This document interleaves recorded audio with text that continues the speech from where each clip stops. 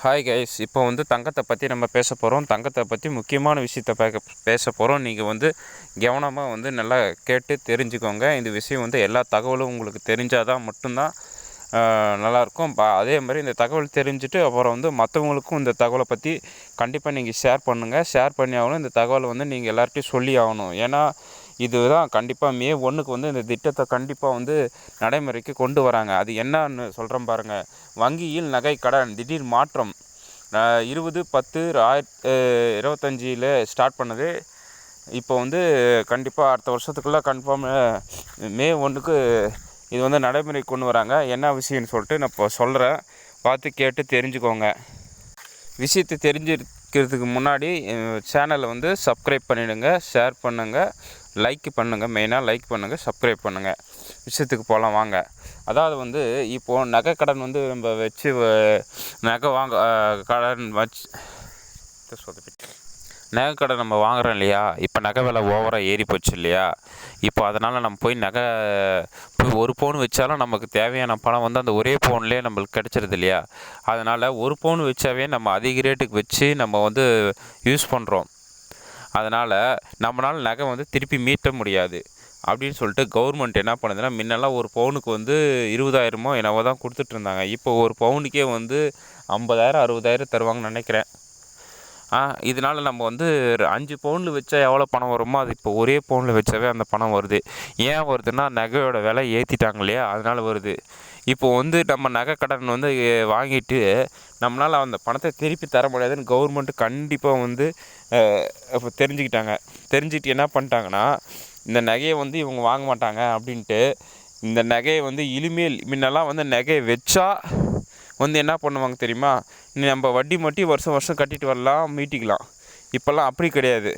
வச்சுட்டாங்க நம்மளுக்கு ஆப்பு. இப்போ நகை வச்சா 10 மாதத்துக்குள்ளே மீட்டே ஆகணும். அப்படின்னா மட்டும்தான் நகையே வாங்க போகிறாங்க. அதுதான் இப்போ போட்ட ரூல்ஸே. இல்லைன்னா நகை வாங்க மாட்டாங்க. ஏன்னா 10 மாதம் மினிமம், ஒரு வருஷத்துக்குள்ளே நம்ம வச்ச நகை மீட்டே ஆகணும்னு கவர்மெண்ட் சட்டம் போட்டுருச்சு. அது எப்பட்றா நம்மளால் மீட்ட முடியாது, என்ன நம்ம எப்பட்றா பண்ணுறதுன்னா, அது கவர்மெண்ட் ஒரு விதி ஒன்று சொல்லியிருக்காங்க. அது என்னன்னா, நீ நகை வச்ச பின்னாடி அதை மாதம் டியூ முறையில் வட்டி அசல் மாதம் நம்ம வந்து கட்டி 12 மாதத்துக்குள்ளே ஒரு வருஷத்துக்குள்ளேயே நம்ம அந்த நகையை மீட்டியே ஆகணும்னு சொல்லிட்டு சட்டத்தையே கொண்டு வந்துட்டாங்க. அது மே 1 இப்போ வர மே 1க்கு வந்து கண்டிப்பாக அது அமல்படுத்த போகிறாங்க. இது வந்து கொஞ்சம் கஷ்டமான விஷயமா இருந்தாலும் கொஞ்சம் நல்ல விஷயமாக தான் எனக்கு தெரியுது. ஏன் இந்த திட்டத்தை கொண்டு வந்தாங்கன்னா, நம்ம நகை வந்து முன்ன ஒரு பவுன் வச்சா 20,000 தான் தந்துருந்தாங்க. இப்போ ஒரு பவுன் வச்சா 50,000 மேலே தராங்க இல்லையா. அதனால் கண்டிப்பாக இவன் நகை கடன் மட்டும் வாங்கிட்டு நகையை வந்து மீட்டாமல் அப்படியே விட்டுடுவாங்க. ஏன்னா நகை மீட்டுறதுக்கு காசு இல்லாத விட்டுட்டாங்கன்னா இது பேங்க்கில் நம்மக்கிட்டே நகை வந்து சேர்ந்துடும். இவங்க கண்டிப்பாக விவசாயியால் இந்த நகையை வச்சுட்டு காசு வாங்கிட்டா திருப்பி இவங்க மீட்டுறதுக்கு வாய்ப்பே இல்லை. ஒரு பவுன் 20,000 வைக்கும் போதே நீங்கள் வந்து ஏலத்துக்கு விட்டுருவீங்க, வட்டி மட்டும் கட்ட மாட்டீங்க, எதுவும் கட்ட மாட்டீங்க, விட்டுருவீங்க. இப்போ ஒரு பவுனுக்கே 60,000 70,000 இந்த நகை வாங்குவீங்க நீங்கள் திரும்பி. அப்படியே நீங்கள் வாங்கணும்னு நினச்சாலும் உங்கள்கிட்ட அந்த காசு இல்லாதனால நீங்கள் வாங்காத விட்டுடுவீங்க. அது கவர்மெண்ட் வந்து கண்டிப்பாக இது வந்து தெரிஞ்சுக்கிட்டாங்க. தெரிஞ்சது மட்டும் இல்லை, இப்போ வந்து ஒரு நகை விலை அதிகமாக ஏறிட்ட பின்னாடி இப்போது நகையை வச்சுட்டா நம்மளுக்கு நிறைய காசு கிடைக்கும், நம்ம யார்கிட்டையும் கடை வாங்க தேவைன்னு பூரா பேர் முன்னெல்லாம் வந்து 20% தான் நகை வச்சு பணம் வாங்க ஆரம்பித்தாங்க. இப்போல்லாம் அப்படி கிடையாது. இப்போ தான் நகை விலை ஏறிடுச்சு இல்லை. ஒரு பவுன் இருந்தாலும் சரி வச்சுட்டு 60,000 கிடைக்குது, 50,000 கிடைக்குது, நமக்கு பிரச்சனையே தீர்ந்துடுது, நம்ம ஏன் மற்றவங்கள்ட்ட போய் கடன் கேட்கணும்னு சொல்லிட்டு நகை மேலேயே பூரா லோன் வாங்க போயிடுறாங்க. அதனால லோன் வாங்குறவங்க எண்ணிக்கை வந்து இந்தியன் பேங்க்கில் இப்போ அதிகமாகிடுச்சு, கூட்டுறவு சங்க பேங்க்லேயும் அதிகமாகிடுச்சு. எங்கே போனாலும் இப்போ இன்னொரு சட்டத்தில் வந்து நகையை விற்கிறதுக்கே விடுறதில்ல. இப்போ நகையே வாங்க மாட்டேன்றாங்க கவர்மெண்ட்டில். அந்த மாதிரி ஒரு சட்டத்தை இப்போ கொண்டு வந்துட்டாங்க. கொண்டு வந்துட்டு அப்புறம் மே 1க்கு வந்து என்ன பண்ணுறாங்கன்னா, அப்போ நகையை வாங்கும் போது என்ன சொல்லுவாங்கன்னா, 10 மாதம் இல்லை ஒரு வருஷத்துக்குள்ளே இந்த நகையை மீட்டுற மாதிரி நீங்கள் எவ்வளோ அமௌண்ட்டு கடன் வாங்குறீங்களோ, நகையை வச்சு லோன் வாங்குறீங்களோ, ஒரு பவுன்னா ஒரு 50,000 வாங்குறேன்னா 60,000 வாங்குறேன்னா நீங்கள் வந்து இந்த மாதம் டேட் போட்டு கொடுத்துருவாங்க. இந்த மாதம் இவ்வளோ வட்டி இவ்வளோ முதல் நீங்கள் கட்டிட்டு இந்த டேட்டுக்குள்ளே நகையை மீட்டிடணும். அதனால் வந்து நம்ம கட்டி முடிச்சிட்டு பின்னாடி அவங்க ஒரு டேட் சொல்லுவாங்க. அந்த டேட்டில் தான் நகை உடனே தருவாங்க. முன்ன மாதிரிலாம் டக்குன்னு நகை தர மாட்டாங்க. 7 நாளுக்குள்ளே அந்த நகை தந்துடணும். 7 நாள் 5 நாளுக்குள்ளே நகை தரலைன்னா அவங்க வந்து அவங்களுக்கே கவர்மெண்ட்லேயே அந்த பேங்க்காரங்களுக்குலேயே ஒரு ஃபைன் போடுறாங்க கவர்மெண்ட்டு. 7 நாளுக்குள்ளே 5 நாளுக்குள்ளே நகை வந்து பணம் கட்டிட்டு நீங்கள் தரலனா ஒவ்வொரு நாளைக்கும் அந்த பேங்க் மேனேஜர் மேலே 5,000 ரூபாய் ஃபைன். அந்த 7 நாள் கழித்து 5,000 ரூபாய் ஃபைன். உன் நகை வந்து திருப்பி தர எப்போ தராங்களோ அன்னைக்கு வரைக்குமே 5,000 ஃபைன். அது வரைக்கும் அதனால் வந்து சீக்கிரமாக நகை வந்து திருப்பி தந்துடுவாங்க. ஏன் முன்ன மாதிரிலாம் பணத்தை கட்டணும்னா அன்றைக்கி நகை தந்துடுறாங்களா? ஏன் இப்போ லேட் பண்ண போகிறாங்கன்னு சொன்னால் இப்போ தான் அதிக பேர் வைக்க போகிறாங்களே நகை வச்சு தான் இப்போ பணத்தை வாங்க போகிறாங்க. முன்னையாவது வந்து 100க்கு 20 பேர் தான் வச்சாங்க நகை.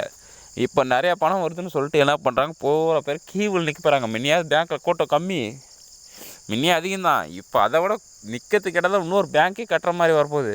அந்த மாதிரி கடன் வாங்கிறதுக்கு கீவில் நிற்க போகிறாங்க. காரணம் என்னென்னா நகை விலை வந்து ஏறிட்டனால இருக்கிற நகைக்கு நல்ல பணம் கிடைக்கும் வச்சா அப்படின்றனால நம்ம அதை நோக்கி தான் போக போகிறோம். அதனால் அவங்க பயந்துட்டாங்க. அவங்களே இந்த நகை விலை ஏறினதில்ல, இப்போ பேங்க்கு நம்பி இப்போ கடன் வாங்க மக்கள் நம்மளை தேடி வருவாங்கன்றது கவர்மெண்ட்டே பயப்படுது நம்மளை பார்த்து. ஏன்னா கவர்மெண்ட்டே வந்து முன்னெல்லாம் வந்தால் ஒருத்தன் வந்து 5 லட்சமோ ஒரு 3 லட்சமோ நகை வச்சுட்டு போவான். இப்போல்லாம் வந்தானா 10 லட்சம் 20 லட்சம் 30 லட்சம் கேட்டு லோன் கேட்டு வந்து நின்னான்னா அவன் நகைக்கு தகுந்த காசு கொடுத்து தானே ஆகணும். இப்போ ஒருத்தர் 20 லட்சம் எனக்கு லோன் வேணும்னாலும் அவன்கிட்ட அந்த நகை இருந்துச்சுன்னா அவனுக்கு கண்டிப்பாக நகை கொடுத்தானா நம்ம வட்டி காசு அவனுக்கு காசு கொடுத்து தான் அவனுக்கு கவர்மெண்ட்டு. அதனால் என்ன பண்ணுறது, இது இல்லை பேங்க்கில் பணம் இல்லைன்னு சொன்னால் பேங்க்கு கேவலம் இல்லையா? அதனால் பேங்க்கே அலறுது. இப்போ ஏழை வந்தால் கூட அவங்ககிட்ட இருக்கிற 5 பவுனுக்கே பார்த்தீங்கன்னா வாங்கலாம். அவனே ஒரு 4 லட்சம் 5 லட்சம் வாங்கலாம். அப்போ பணக்காரெலாம் எவ்வளோ நகை வச்சுருப்பான்? அவன்லாம் கம்முன்னு இருப்பானா? அவன் ஏற்கனவே 10 லட்சம் வாங்குறான், இப்போலாம் 30 லட்சம் 40 லட்சம் கேட்பான் பேங்க்கில் லோனு நகையை வச்சு. அவங்களாம் பார்த்தா பணம் எங்கே இருக்குது பேங்க்கில் வரப்போகுது? ஐயோ அலற போகிறாங்க அவனுங்க. இது மாதிரிலாம் சம்பவம் கண்டிப்பாக நடக்க போகுது. பேங்க்குள்ளே பணம் பத்தாது, நம்ம கேட்குற கடனுக்கு காசு இருக்காது பேங்க்லேயே. அந்த அளவுக்குலாம் ஒவ்வொருத்தனும் காசு கேட்க போகிறான். நகை விலை அதிகமாகிடுச்சுன்னு. இப்போ தங்கம் வாங்குற தங்க கடையில் போனால் கூட இவ்வளோ இது இல்லை. இப்போ பேங்க்கு தான் பயந்துருச்சு நகை விலை ஏறினதை பார்த்து. ஏன்னா நம்மளாம் போய் கம்முனுப்போமா, நம்ம போய் நகை விலை ஏறிச்சு, நம்ம போய் ஒருத்தவங்கிட்ட கடை வாங்க தேவையில்ல, நம்ம பேங்க்லேயே போய்ட்டு வாங்கிக்கலாம் அப்படின்னு கூட்டுறவு சங்கமும் இந்தியன் பேங்க்கும் அலறப்போகுது. அதனால் கவர்மெண்ட்டே பயந்துட்டு போயிட்டு நம்ம மே 1க்கு கண்டிப்பாக இதுக்கு ஒரு சட்டம் போட்டாகணும். இல்லைனா பேங்க்கே தாங்காது, நம்ம பேங்க்கில் பணம் ரொட்டேஷனே பண்ண முடியாது. அதனால் என்ன பண்ணிட்டாங்க, இப்படி ஒரு சட்டத்தை கொண்டு வந்துட்டாங்க. அப்போ மே 1க்கு வந்து வச்ச நகையை நீ 10 மாதத்தில் 1 வருஷத்தில் மீட்டணும். அதுக்கு தகுந்த மாதிரி வேணும்னா நகை பணம் தருவோம்.